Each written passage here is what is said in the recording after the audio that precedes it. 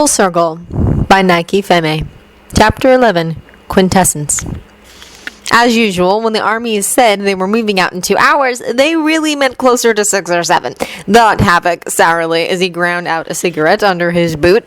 He ran a judicious eye over the men of his platoon, mustered in the parade square, all of whom were sacked out against their gear, ready to go at a moment's notice, but doing what all experienced soldiers knew to do the moment the army let you stay in one place undisturbed for more than 5 minutes.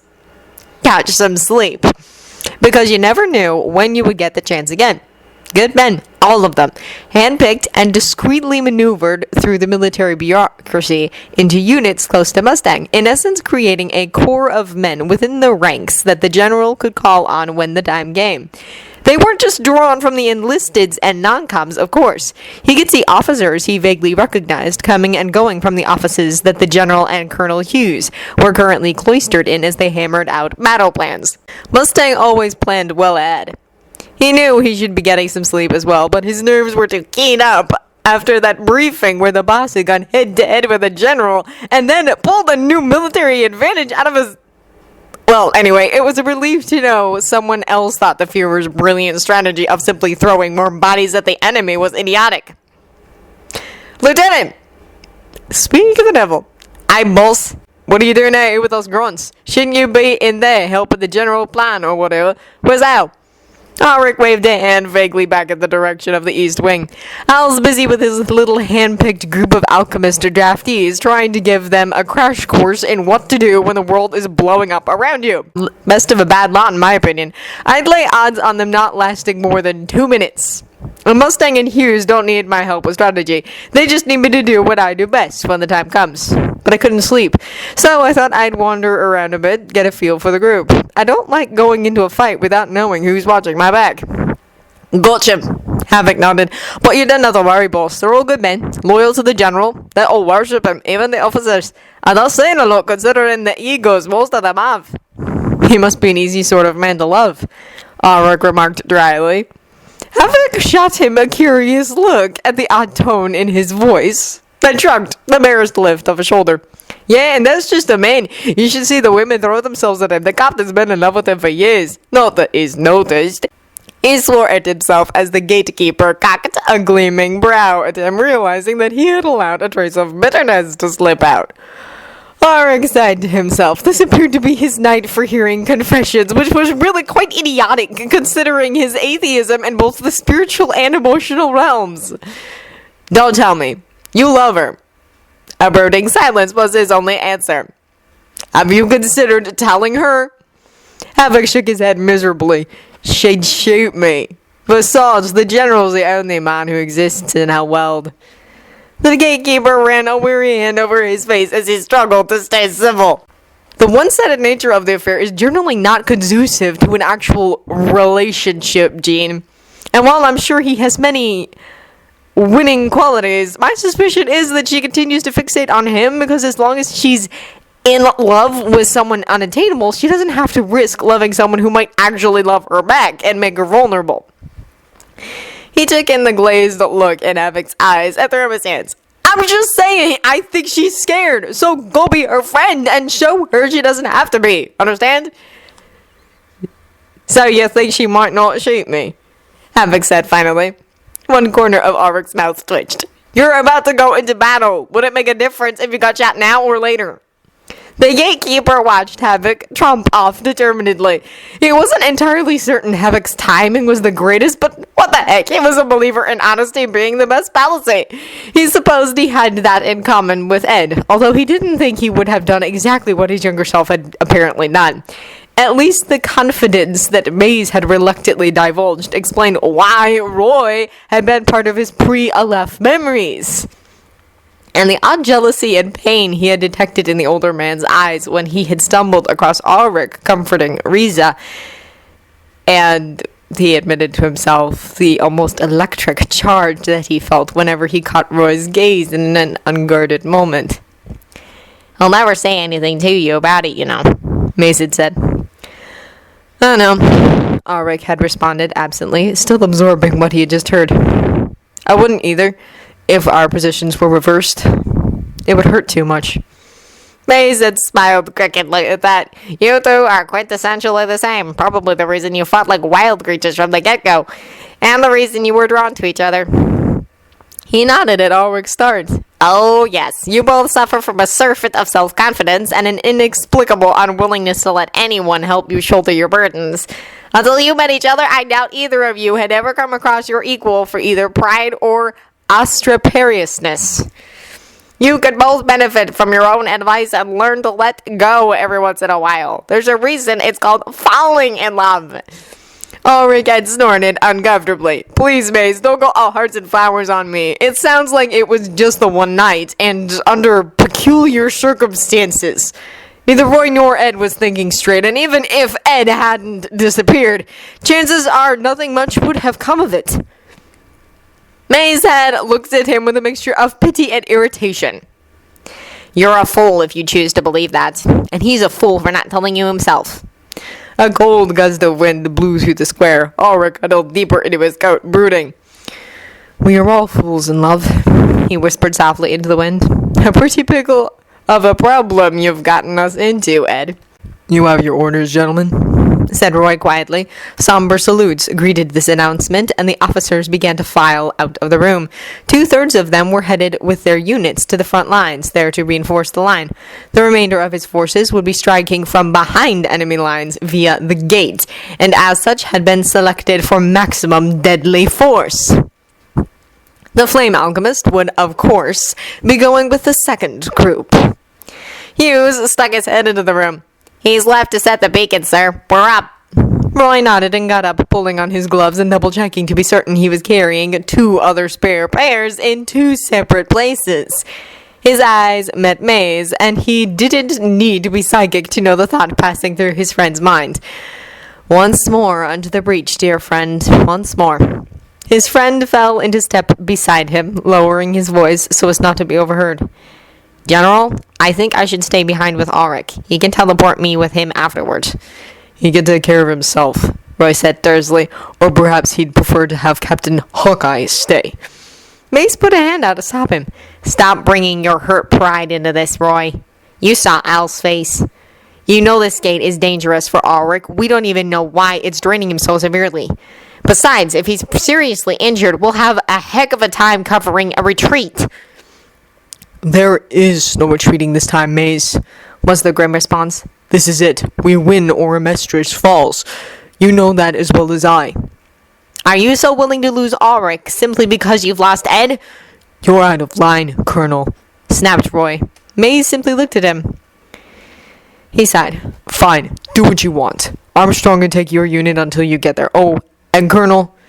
Yes, General? A glint of bitter humor flickered in his dark eyes. My mother used to say, if you love something, set it free. If it comes back to you, it's yours. If not, it was never meant to be. Which scenario do you think this situation falls under? It was still dark, the sky above glittering with the chilly light of the stars in the hours before dawn. A soldier shifted uneasily and was reprimanded with a curt word by his platoon leader. Another minute passed, and then there was the barest whisper of air, and Ulrich was suddenly standing there before them. A few wisps of golden hair floating lightly about his face from the speed of his passage. Al's got the array stabilized, he said briefly. Let's do this before I come to my senses and have nothing to do with it. Or you. We're at the mercy of your timing, Roy pointed out testily. Oh, so now you need me and not your precious alchemists, muttered Ulrich darkly. He ignored the momentary look of surprise that passed over the general's face and suppressed the strange ache beneath his breastbone, knowing he had to maintain his connection to the array all those miles away. No beads this time to help him focus, but he had never really needed them anyway.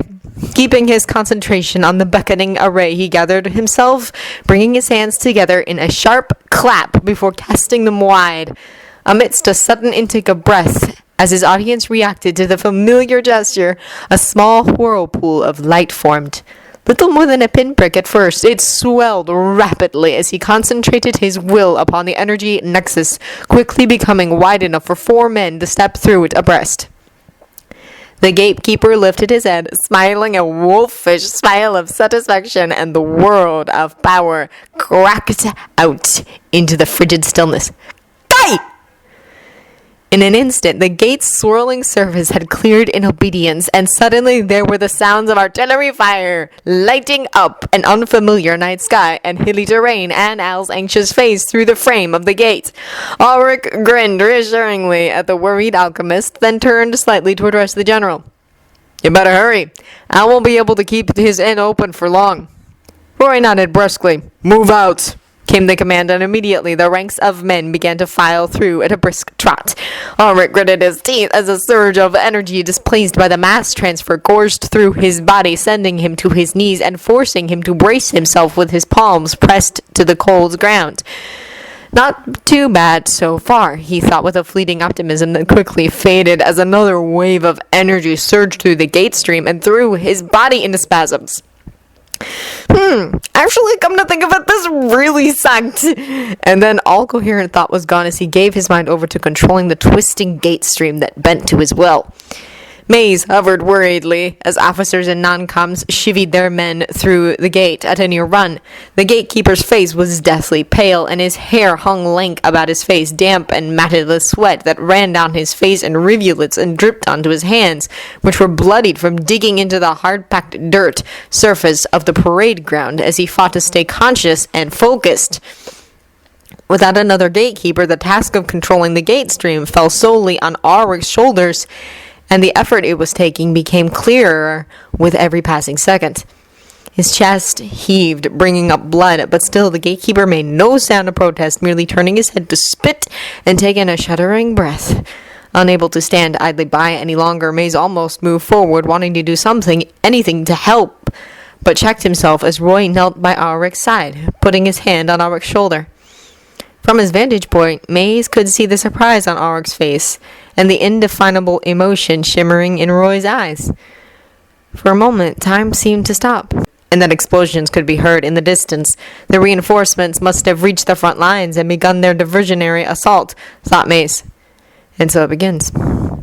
The gate shook, contracting for a moment before reluctantly dilating back to its original size as Auric's eyes suddenly blazed as if lit by a fire within, making his pallor all the more ghastly by contrast. His bruised hands dug deeper into the dirt as if drawing strength from the earth itself. Hawkeye's dust-streaked face appeared in the gate. General, if we're going to do this, it has to be now. Roy hesitated an instant, and in that moment Auric collapsed, his arms giving way as he fell sideways, bonelessly into Roy's arms, barely conscious. Guess this is it. You have to go now, General. I've done my part. Now you go do yours.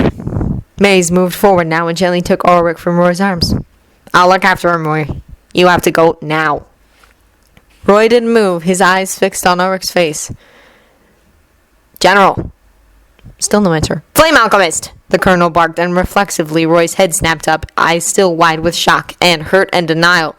You have to go, now, Maze repeated softly, or all this will have been for nothing. Will you quit with the dramatic farewells and just go, you bastard? Snarled the blonde gatekeeper, suddenly lurching upwards and shoving his face into Mustang's. We don't have time for this, and this game won't hold forever, you know. He fell back, teeth clenched, as another shudder racked his body. Go now, or I'll get up and kick your butt through myself. Maze's jaw dropped, and he stared at the blond man in his arms as if he had just turned into a chimera with 3 heads.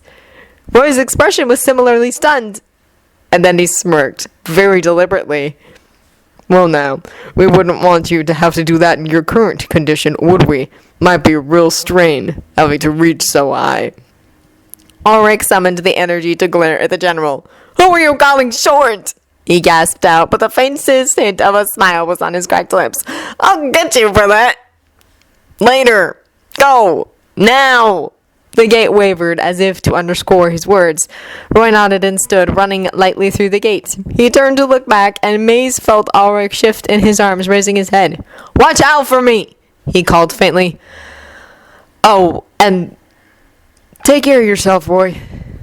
The gate remained open just long enough for Maze to catch the fleeting look of understanding that passed over his friend's face before Auric's body jerked once more, and a strangled moan finally passed his lips. Mace could feel the energies Auric had just released thrumming through the ground as they dissipated. Auric's head lolled against May's arm. He looked down. "What was that about?" "He seemed like he needed a kick in the pants," Auric mumbled, his eyes fluttering shut. "And I figured Ed would be the best person to do it. He's the reason we're in this mess after all."